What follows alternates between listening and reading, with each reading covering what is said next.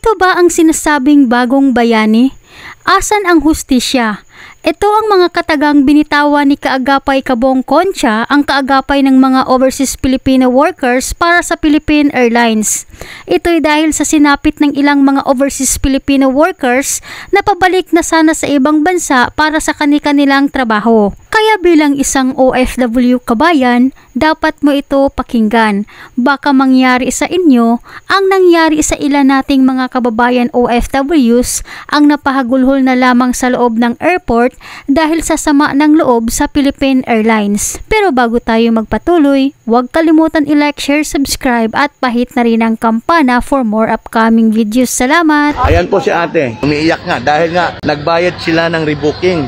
Asan ba sinasabi nilang bagong bayani ang mga OFW? Nang lumo si Kaagapay Kabong Concha sa sitwasyon ng ilang mga overseas Filipino workers sa airport. Nilapitan kasi ito ng isa sa mga overseas Filipino worker na hindi nakasakay sa eroplano dahil sa napakahaba ng pila sa immigration. Ani kasi dito kay kabayan, maaga pa lang pagkabukas ng gate ay nasa airport na sila, nakapila sa immigration. Pero hindi umano sila pinapapasok ng mga staff ng Philippine Airlines dahil sarado na umano ang gate sa pasukan ng eroplano. Ayon pa sa sumbong ni kabayan, masama umano ang loob nila dahil hindi naman nila kasalanan kung bakit di sila nakasakay sa eroplano. Dahil sa immigration sila nagtagal dahil sa napakahaba umano ng pila. Bukod dito, isinumbong rin ni kabayan na sila pa mismo ang pinagbayad ng kanilang revoking.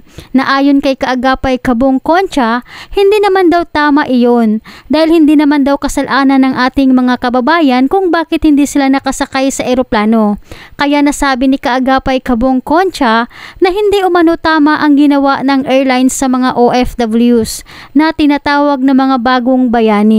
Ayan po si ate, umiiyak. Ate, para maraman ng at least magawa ng paraan. Anong oras ba ang flight mo? 11:40 ng umaga. Anong eroplano? Philippine Airlines. Ngayon, maaga kang dumating dito? Anong oras? Dito na kami kasi pumasok kami nung 9. Kapag close na yung hindi na sila pwede magpapasok. Magkano ang binayad nyo?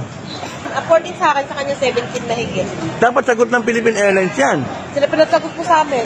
Ay, grabe naman. Ay, iparating natin ito sa kinaukulan kasi mali po ito eh. Kaya nanawagan si Kaagapay Kabong Concha sa pamunuan ng Philippine Airlines na magbigay man lang sana ng konsiderasyon sa mga overseas Filipino worker na nagbayad ng rebooking na hindi naman nila kasalanan kung bakit di sila makasakay sa eroplano. Ay, ako po mananawagan lang ako. Ako isang hamak din na OFW. Pare-parehas po kami. Wala pong boses yung mga taong ito na lumihingi po ng tulong sa akin. Malaking bagay po ito sa inyo. Mayayaman po kayo. Paliit na po, halaga lang yan. Maawa po kayo sa mga OFWs. Buti sana kung mga yan ay mga kumikita ng malaki. Ako. Nasaan po yung konsensya ng mga namumunod yan? Pasahero po yan. Kumikita kayo sa kanila. Ang ating namang immigration, pakisuyo naman.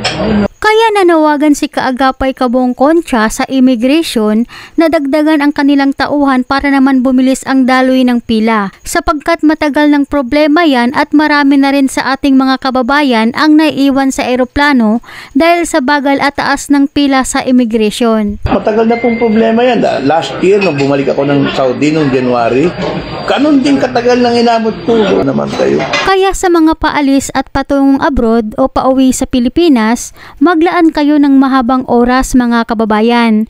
Kung maaari, 5 oras para talaga mas sigurado. At kung malapit na ang oras na iyong flight at nasa kahabaan pa kayo ng pila sa immigration, lumapit kayo sa airline counter or personnel.